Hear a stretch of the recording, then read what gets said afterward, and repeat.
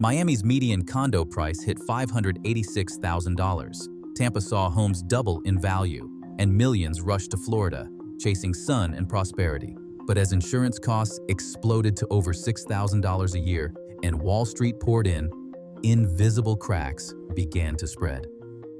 When Hurricane Erin threatened the coast, Tampa and Miami's housing markets froze, and home prices crashed overnight.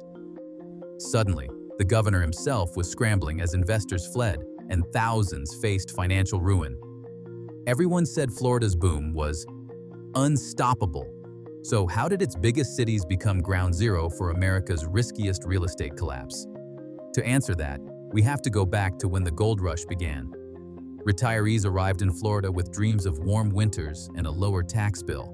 For many, the decision was simple: sell a paid-off home in Illinois or New Jersey, cash out decades of equity, and buy a place in Sarasota or Palm Beach with money to spare.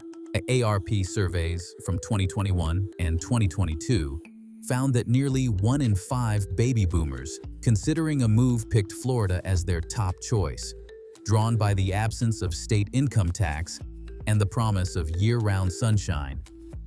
Some came for family, grown children who had already relocated, or grandkids born during the pandemic. Others came for freedom, seeking a state where COVID restrictions were lifted early and life felt more normal than in much of the country. But it wasn't just retirees fueling the surge. The pandemic unlocked remote work for millions of Americans, and IRS migration data shows a flood of middle-aged professionals with tech jobs, financial careers, and consulting gigs. In 2022 alone, over 100,000 remote workers made Florida their new home base, topping every other state. For families in Boston, Chicago, or Los Angeles, the math worked in their favor. Sell a condo in a high-cost city, buy a bigger house for less, and keep their jobs. Parents looked for good schools and safe neighborhoods. Young couples sought out coastal towns where a starter home was still within reach, at least on paper. The diversity of newcomers reshaped communities up and down the peninsula. In Tampa Bay, school districts scrambled to add portable classrooms as enrollments soared. In Miami-Dade, hospitals hired hundreds of new staff to keep up with the population spike. Even small towns on the Gulf Coast saw their populations swell, with moving vans lining residential streets and local businesses catering to a new wave of out-of-state customers. The influx was relentless, and for a time, it seemed like there was no end in sight. Behind each moving truck was a different story: a retiree escaping winter, a remote worker chasing flexibility, a family betting on a brighter future. Together, they created a demand shock that would soon test the limits of Florida's housing supply. Florida's population surge rewrote the record books. By the end of 2023, United Van Lines and U.S. Census data crowned Florida the nation's top inbound state for 3 years running. The numbers are staggering. Nearly 2 million new residents arrived between 2020 and 2023, pushing the total population past 22 million, more than double what it was in 1980. That rate of growth eclipsed every other state, outpacing even Texas and Arizona, and left demographers scrambling to update their models. Statisticians at the Census Bureau called it the fastest sustained migration in Florida's modern history. For every 4 people moving out, 10 moved in. The state's major metros, Miami, Tampa, Orlando, and Jacksonville, absorbed the bulk of this influx, but even smaller cities like Ocala and Port St. Lucie saw their populations swell by double digits. In Miami-Dade alone, the headcount jumped by nearly 100,000 in just 2 years. Moving companies reported months-long wait lists, with Florida-bound trucks in such demand that a one-way rental from New York to Miami cost nearly 3 times the reverse route. School districts in Hillsborough and Palm Beach counties added thousands of new students, while local governments raced to expand water, sewer, and emergency services. Commentators from Moody's Analytics and the University of Florida's Bureau of Economic and Business Research described the migration as a demographic shockwave. The average age of new arrivals dropped too, no longer just retirees, but families and professionals in their 30s and 40s. As the population ballooned, the state's housing supply was pushed to its limits. By early 2024, the gap between people and available homes had become impossible to ignore. The scale of this growth didn't just change Florida's skyline, it set the stage for a housing crunch unlike anything the state had seen before, with demand far outstripping what builders and sellers could provide. Home prices in Florida didn't just climb, they shot into the stratosphere. By late 2023, the median price for a condo in Miami reached $586,000, nearly double what buyers paid just 3 years earlier. In Tampa, Jacksonville, and across the Gulf Coast, homes that once lingered on the market for months now sparked bidding wars. Agents described scenes where 24 families crowded open houses, each one ready to waive inspections, contingencies, and even appraisals, just to get a foot in the door. First-time buyers faced a brutal reality. A starter home that sold for $240,000 in 2019 now listed for $400,000 or more. Teachers, nurses, and young couples found themselves priced out before they could even schedule a showing. Mortgage pre-approval was no longer enough, cash was king, and out-of-state buyers arrived flush with equity from sales in New York, California, and Illinois. In Miami-Dade, county records showed all-cash deals making up nearly half of transactions in 2022 and early 2023. The pace was relentless. In some neighborhoods, homes sold in a single day. Sellers fielded offers well above asking price, sometimes from buyers who had never set foot in the state. Agents recounted stories of sight-unseen purchases, with contracts signed over Zoom and deposits wired within hours. In Palm Beach County, one modest 3-bedroom house drew 17 offers in 48 hours, most with no financing or inspection contingencies at all. The pressure rippled beyond the buyers themselves. Parents co-signed loans for adult children, and some families pooled resources just to compete. Renters hoping to buy found themselves renewing leases as prices sprinted out of reach. Builders couldn't keep up. In Hillsborough and Pinellas counties, entire developments sold out before the first foundation was poured, with buyers reserving lots months in advance and prices rising with every phase. For many, the dream of homeownership in Florida was slipping away. The market frenzy left scars, families locked out, budgets stretched to the breaking point, and a growing sense that affordability was now a thing of the past.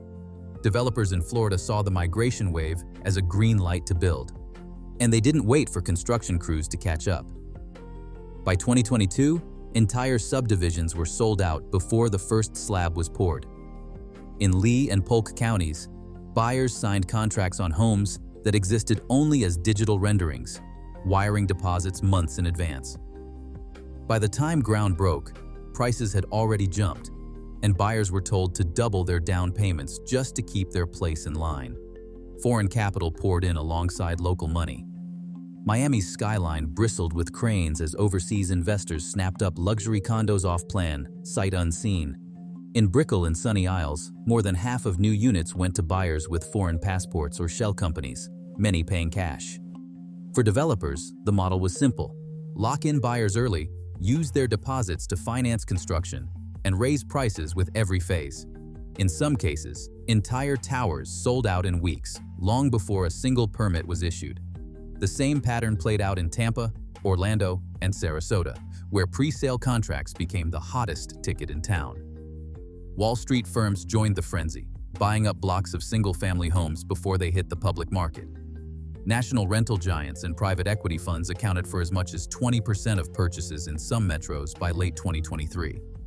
These bulk buyers negotiated directly with builders, reserving hundreds of homes at a time and pushing up prices for everyone else. The rush to pre-sell meant that builders could announce record profits, even as supply chain delays and labor shortages slowed actual construction to a crawl. Speculation was everywhere. Buyers flipped contracts for a quick profit, sometimes selling their rights to unfinished homes to the next eager newcomer. In Miami, agents reported lines out the door for launch events, with would-be owners camping overnight for a shot at a pre-construction deal. The speculative backbone of the boom was clear. More money chased fewer actual homes, and the pipeline of promised supply grew faster than anything tangible on the ground. Beneath the surface, risk was building. As more buyers stretched their budgets to secure a place in line, the gap between contract price and final cost widened. Developers raised prices mid-build, citing rising materials and labor costs, and buyers faced the choice of paying more or forfeiting their deposits. For those betting on endless appreciation, the stakes kept climbing. But the entire system depended on the belief that demand would never run dry, and that every promised home would find a willing and able owner. Insurance math in Florida has become a household crisis. By 2025, the average premium for a coastal home topped $6,000 a year, twice the national average. For retirees on fixed incomes, that figure can mean the difference between staying put and being forced to sell. In Tampa, the Harrisons bought a modest house for $450,000 in 2021, locking in what seemed like a manageable $2,400 annual insurance bill. 3 years later, their renewal notice came in at $7,200. The couple called every agent in town, only to learn their former carrier had left the state. Their only option was Citizens, the state-run insurer, which offered a bare-bones policy with enough exclusions to keep them up at night. After crunching the numbers, the Harrisons put their home on the market, joining a growing wave of sellers in coastal neighborhoods. The story repeats across Miami, St. Petersburg, and the Gulf Coast.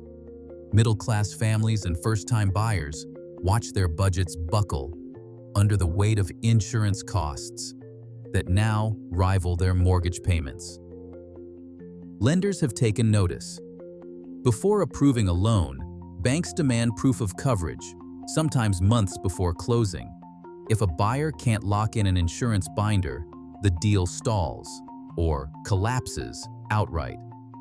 Realtors in Miami-Dade report contracts falling through at the last minute, with buyers walking away because the monthly premium pushes the total payment out of reach. The pressure is especially acute for those living on Social Security or with limited retirement savings. In neighborhoods with the highest premium spikes, more than a third of listings come from longtime residents who simply can't afford to stay. For every new policy written, 2 others lapse or are canceled, leaving gaps in coverage and deepening anxiety about the next hurricane season. The threat of a major storm isn't just a worry, it's a financial countdown. As insurance costs soar and options shrink, the promise of affordable Florida living fades for thousands. The market's ability to function depends on buyers and sellers being able to close deals, but with premiums at historic highs, more transactions stall at the finish line. The affordability crisis isn't abstract. It's written in every renewal notice, every delayed closing, and every moving van pulling away from the coast. 6 insurance companies have failed in Florida since 2022. Their names, once familiar on renewal notices from Miami to Tampa, now appear only in liquidation filings and court dockets. 23 more carriers have either withdrawn from the state or slashed their exposure, citing mounting losses, reinsurance shortages, and the growing unpredictability of climate risks.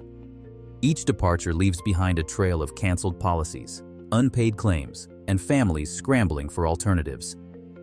By October 2023, Citizens Property Insurance Corporation, created as the state's last resort insurer, hit an all-time high with 1.345 million active policies. That figure represents not just a number, but a measure of distress. Every new Citizens policy was a home left behind by a private carrier unwilling or unable to bear the risk. Miami-Dade, Palm Beach, Hillsborough, and Lee counties saw the highest concentrations, with entire zip codes dependent on Citizens for basic coverage. State regulators at the Office of Insurance Regulation tracked the collapse in real time, issuing emergency orders and convening hearings as the pace of insolvencies accelerated. Board minutes from Citizens meetings record mounting anxiety over the corporation's ability to pay claims after a major storm. By late 2023, actuarial reports warned of a projected $542 million shortfall in Citizens' reserves if a 1-in-100-year hurricane made landfall. A gap that would trigger surcharges on every policyholder in Florida, not just Citizens' customers. The exodus of private insurers transformed Citizens from a safety net into the backbone of the market. In some neighborhoods, more than half of all homes relied on Citizens for coverage. Yet the company's own CEO, Tim Serio, cautioned that Citizens was never designed to shoulder such a load. The state's attempts to depopulate Citizens, offering incentives for private companies to take over blocks of policies, have had mixed results. Many new entrants are small, thinly capitalized, and untested by major storms. For homeowners, the consequences are immediate and personal. Lenders demand proof of insurance before funding a mortgage, but with fewer carriers and higher premiums, buyers find themselves locked out of deals or forced to accept bare-bones policies with soaring deductibles. Sellers watch contracts fall apart at the closing table. In the background, state officials and insurance executives debate the future of Florida's market, aware that the next hurricane season could push the system past its breaking point. The hollowing out of private insurance leaves Floridians with fewer choices, higher costs, and a mounting sense of vulnerability that no policy can fully erase. Meteorologists at the National Hurricane Center issued their first advisory just after midnight, warning of a Category 4 system spinning toward the Gulf. By sunrise, news tickers flashed a 72-hour window for possible landfall anywhere from Naples to St. Petersburg. The memory of Hurricane Andrew, 63,000 homes lost, entire neighborhoods erased, hung over every broadcast. In Miami, families lined up at gas stations and hardware stores, emptying shelves of plywood and bottled water. Tampa's evacuation routes clogged before noon as local officials called for voluntary departures in the lowest zones. School districts across the coast canceled classes, and the governor's office declared a state of emergency, activating the National Guard and opening shelters from Homestead to Pasco County. Forecasters spoke in clipped, urgent tones, showing models that shifted west, then east, then back again. Each update sent a new ripple of anxiety through the state. Insurance agents' phones rang nonstop. By midday, major carriers had already suspended new policies, citing binding moratoriums that would stay in place until the storm threat passed. Real estate agents fielded frantic calls from buyers and sellers alike, all asking the same question. Could their deals close before the storm arrived, or would everything be put on hold? The uncertainty was total. Lenders began freezing mortgage wires, unwilling to fund loans on properties that could be flooded or flattened within days. Pending sales across Miami-Dade and Hillsborough counties dropped off a cliff, with thousands of closings suddenly in limbo. In group chats and neighborhood forums, rumors swirled about which zip codes might be hit hardest, which buildings would withstand the wind, and whether insurance would cover anything at all if disaster struck. Veterans of Andrew and Irma watched the satellite loops in silence, knowing how quickly a forecast could change. For newcomers, the threat felt unreal, until the first evacuation order landed in their inbox. The entire state braced for impact, united by a familiar, gnawing fear that this time the storm might not turn away. Pending sales in Tampa and Miami vanished almost overnight. Banks, watching the weather models and insurance news, stopped wiring funds for closings. Mortgage officers sent out terse emails, all transactions on hold until further notice. For buyers who had spent months searching, the dream of a Florida address slipped away in a single phone call. Sellers, some already packed and ready to move, were told to wait. No one could say for how long. Insurance companies, already stretched thin, issued binding suspensions across the state. No new policies, no coverage increases, no exceptions. Lenders demanded proof of active coverage before releasing funds, but with binders frozen, deals simply stalled. In Miami-Dade, one agent described a week where every contract in her pipeline fell apart. 3 buyers walked away in a single afternoon, unwilling to gamble on a house that might not be insurable or even standing by the end of the month. The market's engine seized up. Title companies sat idle. their offices eerily quiet. Appraisers canceled appointments. In group chats, agents compared notes on which banks were pausing wires, which neighborhoods were seeing the most fallout, and how many deals had collapsed in the last 48 hours. The panic wasn't limited to the coast. Inland buyers, too, found themselves locked out as lenders grew wary of any property within striking distance of a major storm. Builders faced a different kind of paralysis. Construction costs had already soared. Concrete, steel, and labor all up double digits since 2021. Now, with every new build at risk of being uninsured, developers weighed whether to halt projects midstream or push ahead and hope for a quick resolution. Some paused work, citing not just the storm threat, but the rising cost of bringing homes up to code. Florida's building standards, toughened after Hurricane Andrew, now demanded expensive upgrades: impact windows, reinforced roofs, elevated foundations. For many, the numbers no longer added up. The transaction freeze exposed the market's fragility. Deals that seemed certain evaporated in hours. Inventory began to pile up. Homes that would have sold in days now lingered, their listings growing stale.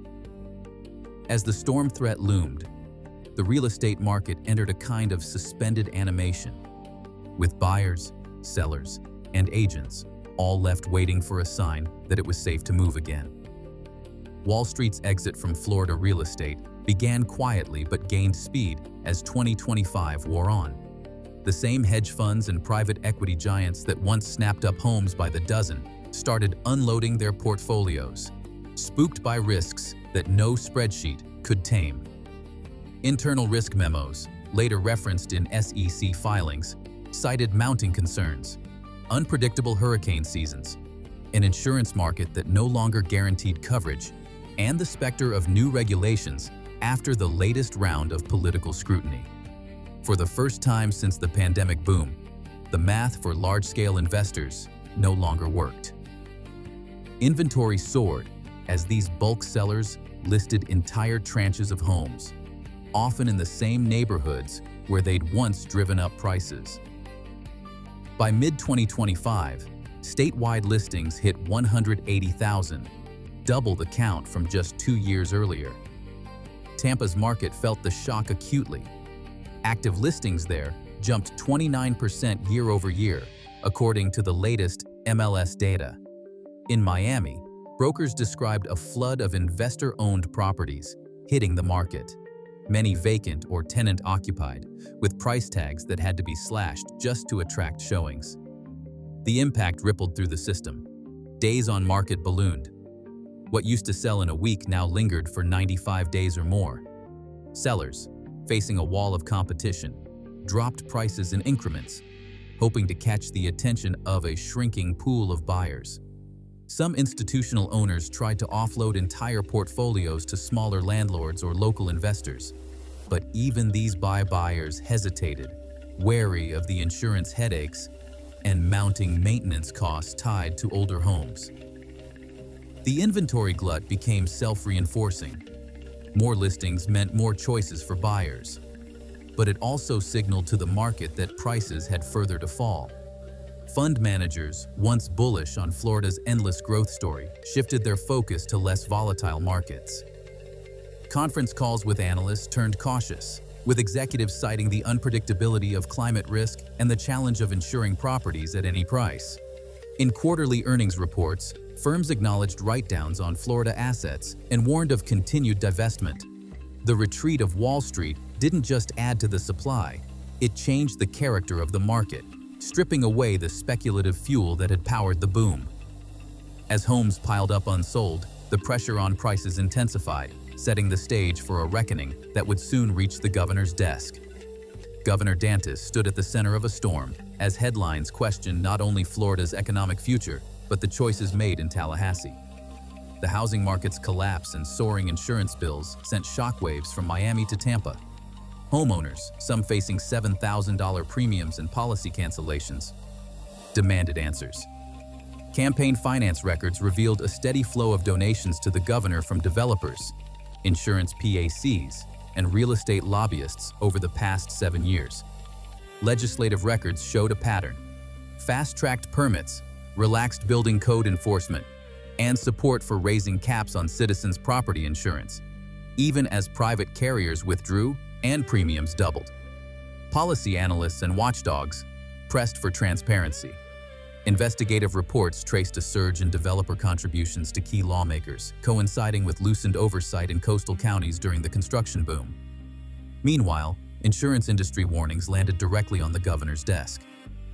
Reinsurers, wary after Louisiana's insurer collapse left $1.5 to $3 billion in unpaid claims, flagged Florida as a growing risk. In 2023, they warned state regulators that without stricter standards, Florida could face a similar disaster, leaving homeowners exposed and claims unpaid. The anxiety wasn't confined to policy circles. In neighborhoods where citizens had become the insurer of last resort, uncertainty grew with every renewal. By September 2025, Citizens' policy count hovered near 790,000, down from its 1.345 million peak, but still triple pre-pandemic levels. Critics argued that this apparent progress hid deeper problems.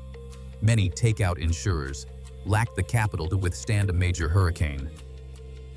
Board minutes from Citizens revealed internal debates over reserves, with actuarial models projecting multi-billion-dollar shortfalls if a major storm struck.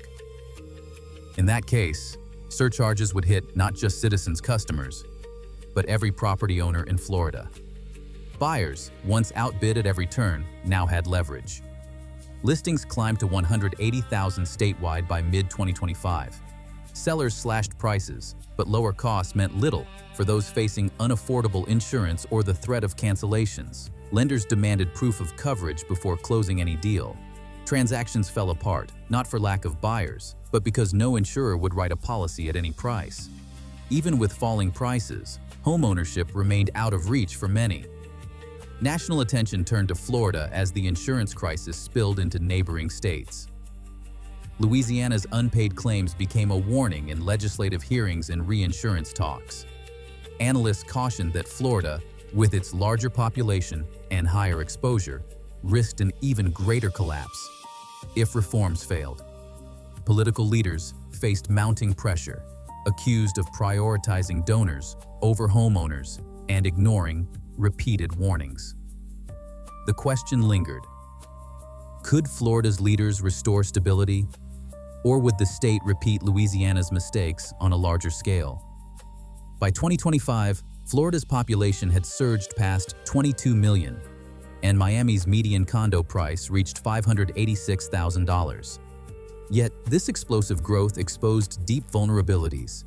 Insurance premiums more than doubled, 6 carriers failed, and over 1.3 million homeowners turned to Citizens, the state's insurer of last resort. When Hurricane Erin threatened landfall, real estate transactions froze and banks halted closings, echoing the paralysis that followed Hurricane Andrew in 1992. As Wall Street firms listed thousands of homes for sale, Tampa's housing inventory jumped 29% in a single quarter. Today, billions in unpaid insurance claims from past Gulf hurricanes serve as a warning of what's at stake. While official records reveal the forces that drove Florida's boom and crash, it remains unclear whether state leaders can restore long-term stability. For homeowners, buyers, and policymakers, the evidence is clear.